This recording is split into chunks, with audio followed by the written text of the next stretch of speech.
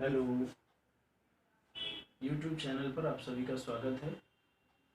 और आज electric current video number 2 class 10th का है।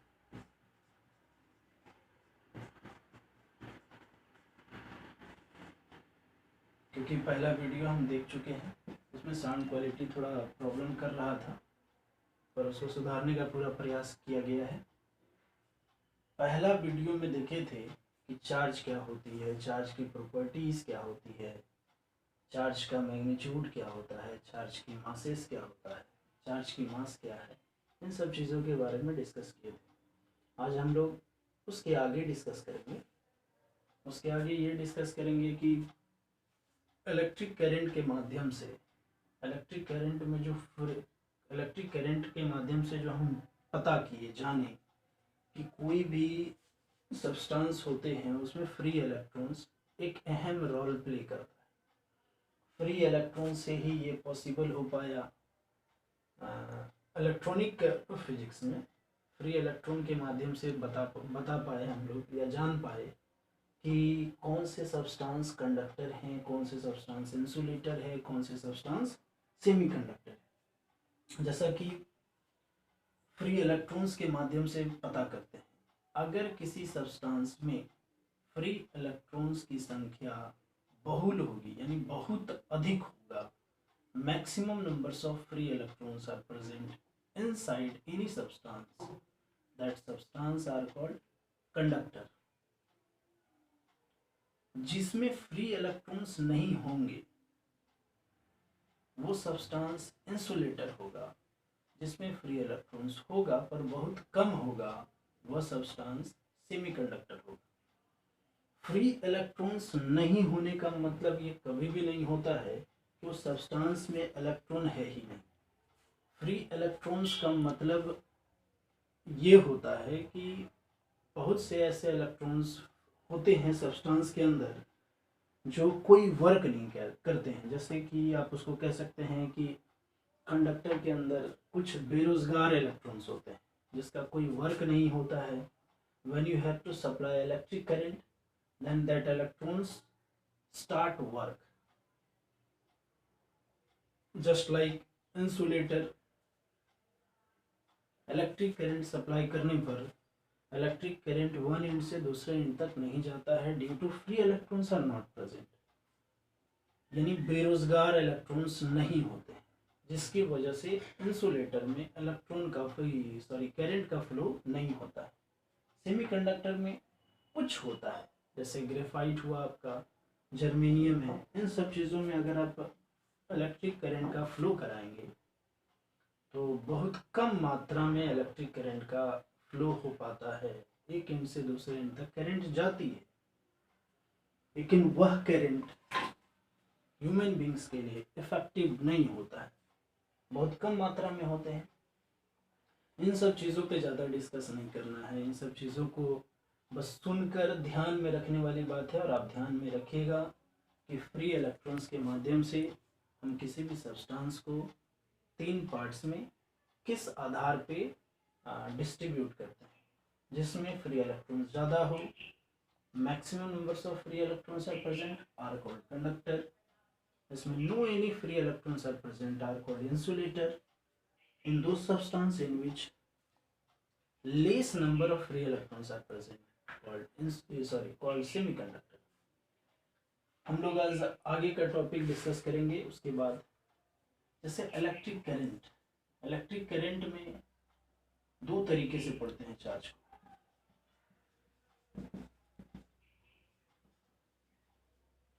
इलेक्ट्रिक चार्ज 2 तरीके से, या तो रेस्ट में हो सकता है या तो मोशन में हो सकता है। चार्ज रेस्ट में रहकर भी बहुत सारे वर्क करता है और चार्ज मोशन में रहते हुए भी बहुत सारा वर्क करता है। तो रेस्ट में रहकर और मोशन में रहकर जो वर्क करता है उसी के माध्यम से उसके पूरे टॉपिक या पूरे वर्क को इलेक्ट्रॉनिक फिजिक्स के अंतर्गत रखा गया है, जिसमें से हम इलेक्ट्रिक करंट जो डिस्कस करेंगे कुछ टॉपिक है रेस्ट वाला, कुछ टॉपिक है मोशन वाला। रेस्ट में जैसे static current,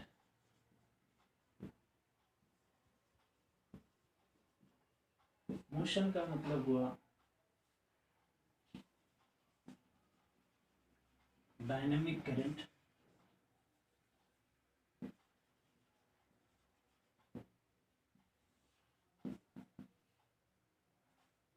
static current, dynamic current. Static current जिसमें इलेक्ट्रॉन रेस्ट में रहता है, डायनेमिक करंट जिसमें इलेक्ट्रॉन मोशन में रहता है। इस टॉपिक को ज़्यादा डीपली डील नहीं करेंगे, बस इतना ही ध्यान में रखना है, क्योंकि 10th की बुक में कहीं कहीं लिखा होगा static current. What is static current? When electron are in rest, only they can vibrate at a point. Due to vibration, conventional current just create when electron can goes vibrate in the opposite direction of a conventional current called electronic current.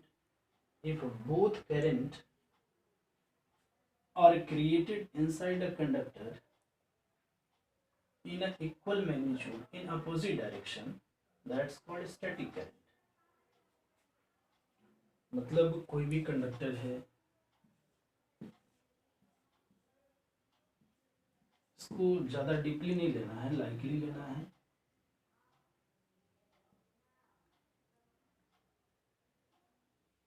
हल्का discuss करते हैं इसके बारे में। जैसे ये current मान लीजिए यहाँ से इन कर रहा है, कोई भी एक्सटर्नल सोर्स वहाँ से करंट इन किया, करंट जैसे ही इसमें इन करता है तो इसमें ये जो है ये फ्री इलेक्ट्रॉन है।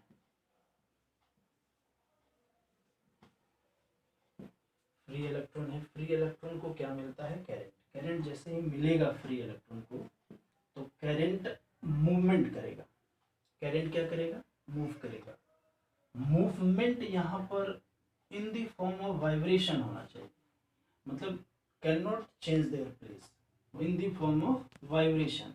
जब ये इलेक्ट्रॉन वाइब्रेट करेगा इस डायरेक्शन में होगा तो इसके नाइबरिंग फ्री इलेक्ट्रॉन को ये वाइब्रेशन के माध्यम से दूसरे अपने नाइबरिंग इलेक्ट्रॉन को भी वाइब्रेट कराएगा। जैसे ये वाइब्रेट अपने नाइबरिंग इलेक्ट्रॉन को, फ्री इलेक्ट्रॉन को कराया, उसके बाद वो फिर अपने ही प्लेस पर जाएगा। तो जैसे ये अपने प्लेस पर जाएगा तो इस समय इसकी डायरेक्शन इधर होगी और उस समय इस इलेक्ट्रॉन का वाइब्रेटिंग डायरेक्शन इस समय होता है।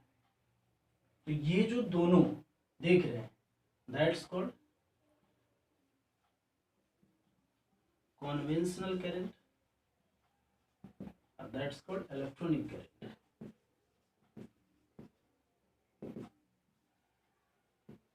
बस इसी दो चीज को फोकस कीजिए और इतना ही ध्यान में रखना है।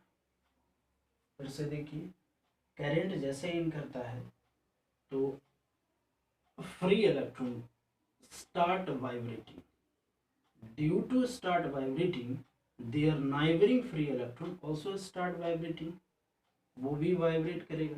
तो ये जैसे ही नाइबरिंग इलेक्ट्रॉन को वाइब्रेट करने के लिए स्टार्ट करेगा तो ये अपने प्लेस पर आ जाता है।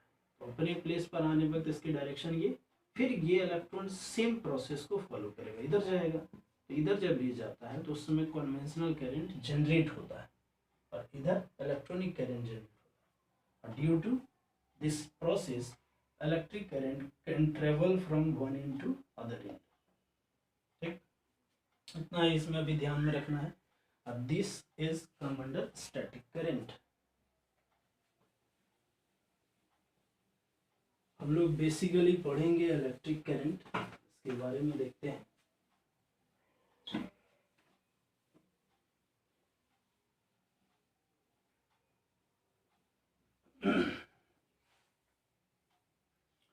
हम लोग देखते हैं बुक में लिखा हुआ है इलेक्ट्रिक करंट का जो डिफाइन है, flow of electric charge.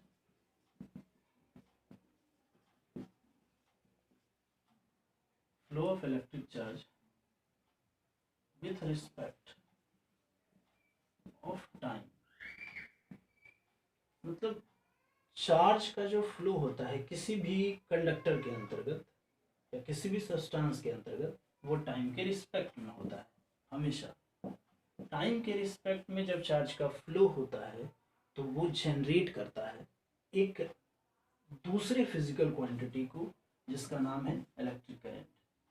Electric current किसी भी सब्सटेंस के अंदर flow of electric charge with respect of time, time हमेशा रहता है। टाइम के रिस्पेक्ट में अगर इलेक्ट्रॉन या कोई भी चार्ज पार्टिकल्स फ्लो करने लगे तो उसी को इलेक्ट्रिक करंट कहा जाता है। इलेक्ट्रिक करंट को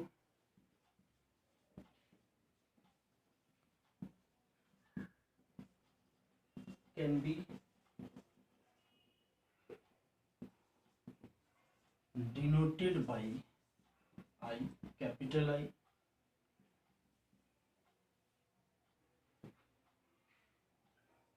SI unit of electric current,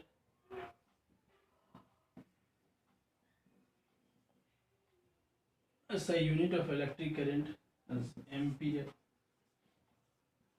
जैसा कि आप जानते हैं एम्पियर इसे कैपिटल ए से डिनोट किया जाता है, डिनोटेड बाय ए।